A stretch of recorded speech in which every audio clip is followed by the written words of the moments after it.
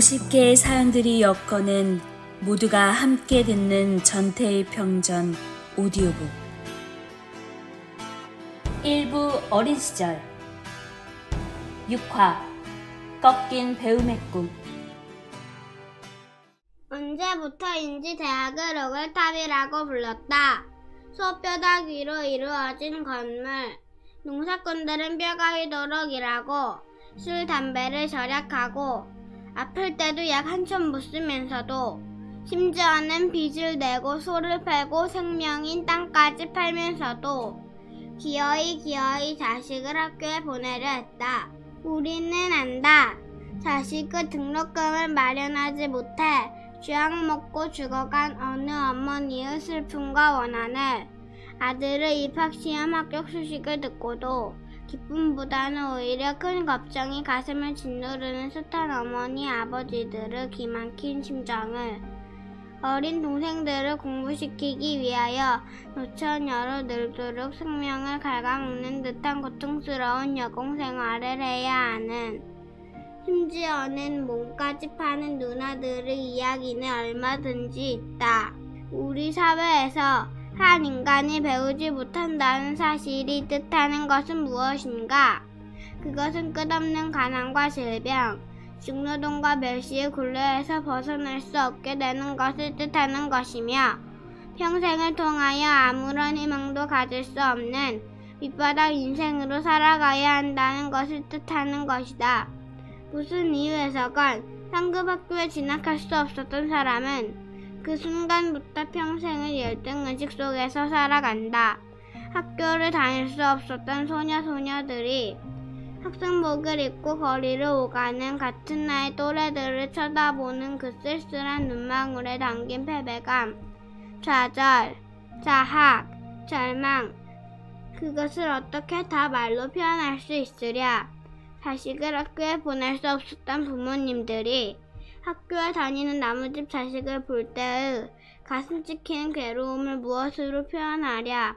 성욱에서의 꿈같은 학생 생활이 1년도 채 계속되지 못한 1963년 겨울 어느 날, 아버지는 태일에게 학교를 그만두고 집에서 전적으로 재봉일만 돌보라는 명령을 내렸다.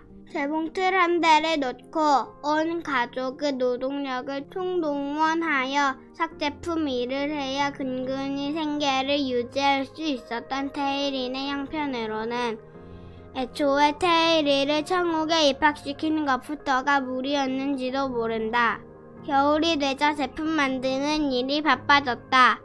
어차피 태일이를 고등학교, 대학교까지 공부시킨다는 것은 뻔히 불가능한 노릇이고, 아버지의 생각은 그런 것이었다. 학교에 다닐 수 없게 된 태일이가 집을 뛰쳐나갔다가 사흘 만에 돌아왔을 때 그 아버지는 태일이를 주먹으로 치고 발길질로 짓밟으면서 이렇게 외쳤다. 내 나이 15살에 중학교 1학년인데 어떻게 공부로 성공을 한단 말이냐. 어디 장관이나 국회의원들이 되는 사람이 공부 가지고 하는 줄 알아? 돈 가지고 하는 거야, 돈. 이 병신 새끼야. 20살, 30살이 넘어도 돈만 있으면 공부는 얼마든지 할 수 있어. 이 병신아, 지랄용천 하지 말고 어서 못 나가? 그렇다, 지랄용천. 태일이 형편의 공부를 계속하겠다는 것은 어쩌면 분수를 모르는 주제넘은 지랄용천이었는지도 모른다. 그는 어쩔 수 없이 철저한 밑바닥 인생이었으니깐. 그러나 그는 너무나 공부가 하고 싶었다. 어린 나이에 벌써 무겁고 냉혹한 사회 현실의 짐에 짓눌려 허덕이며 멀고 지루한 고난의 길을 지나와야 했던 그는 어떻게든 공부를 계속하여 바람 한 점 불지 않는 숨 막힐 듯한 길에서 벗어나고 싶었다. 내 한 몸에 허기진 배를 채우기에만 급급하였던 생활, 고통받는 밑바닥 인생들과 서로 사랑할 수 없었고, 한 기차에 같이 무임승차한 거지 아이를 보고도 반갑기는커녕 가슴이 덜컥 내려앉았어야 했고, 역 벤치에서 초라한 시골 안악이 떨어뜨린 돈을 주워 가짐으로써 그 여자에게 상처를 입혀야만 했던 그런 한 지난날의 생활 속에서 그는 도저히 그 어떤 희망도 보람도 느낄 수 없었던 것이 아니었던가. 학교를 그만두라던 아버지의 명령을 듣는 순간 그는 눈앞이 깜깜하였다. 아버지의 그 말씀을 듣는 순간 나는 뇌성 번개가 세상을 삼키는 것 같았습니다. 아버지의 분부를 거역할 수는 없었습니다. 그렇지만 학업을 중단하기는 더욱 싫었습니다. 하루하루 나의 생활 속에서 배움을 빼버리면 무슨 희망으로 살아가겠습니까? 정말 애같하고 불안하기만 합니다. 내 나이 15살의 중학교 1학년인데 지금 또 학업을 중단하면 나는 영영 배움의 길이 막히는 것입니다. 테일은 아버지의 명령을 거역하였다. 아마도 이때가 처음이었을 것이다. 매일매일 아버지의 꾸지람과 호통과 매질을 받아가면서도 학교에 나갔다. 집안일도 그전보다 더 열심히 하였다. 어머니는 남편보다 아들 쪽을 편들었다. 이런 일이 빌미가 되어 아버지는 한동안 끊었던 술을 다시 포금하기 시작하였고 그의 가정에는 또다시 고함, 구타, 울음에 고통스러운 소용돌이가 휘몰아치기 시작하였다.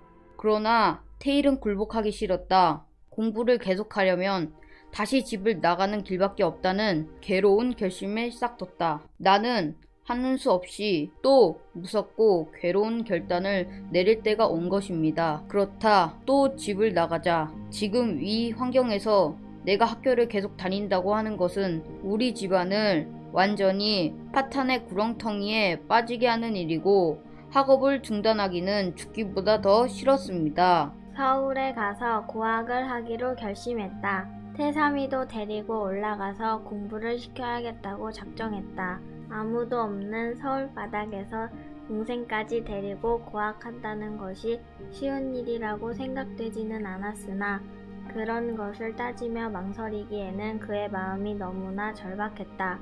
지금 이 기회를 놓치면 영영 배움의 길이 끊길 것이라는 생각이 머리를 깨는 듯이 짓눌렀다. 그는 며칠 밤 뜬 눈으로 세우고 궁리를 거듭한 끝에 아버지가 만들고 있는 잠바 제품 몇 장을 들고 무작정 집을 떠났다.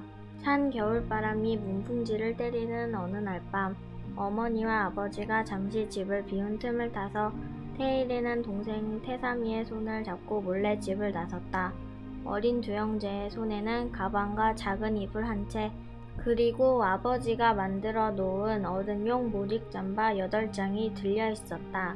그들은 바쁜 걸음으로 사람이 뜸한 길을 택하여 명덕 로터리 버스 정류장까지 갔다. 거기서 버스를 타고 원대 시외버스 주차장에서 내려 외관 가는 시외버스로 갈아탔다. 대구역으로 나가서 바로 기차를 타면 아버지에게 붙잡힐 염려가 있었기 때문이다. 외관에서 내린 테일은 안도의 한숨을 내쉬었다.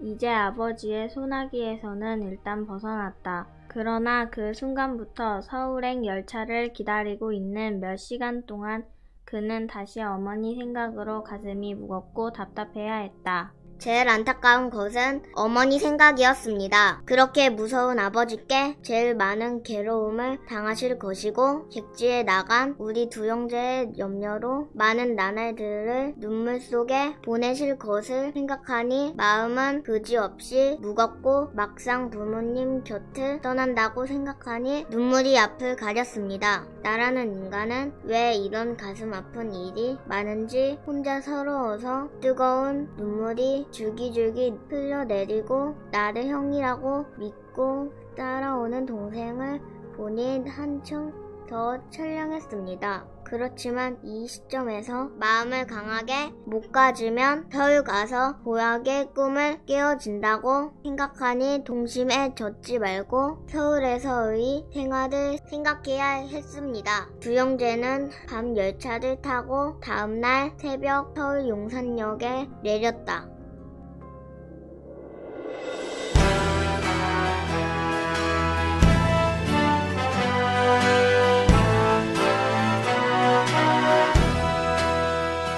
전태일 50주기를 잘 기념하는 방법. 모두가 듣는 전태일 평전. 제작 민주노총 서울본부.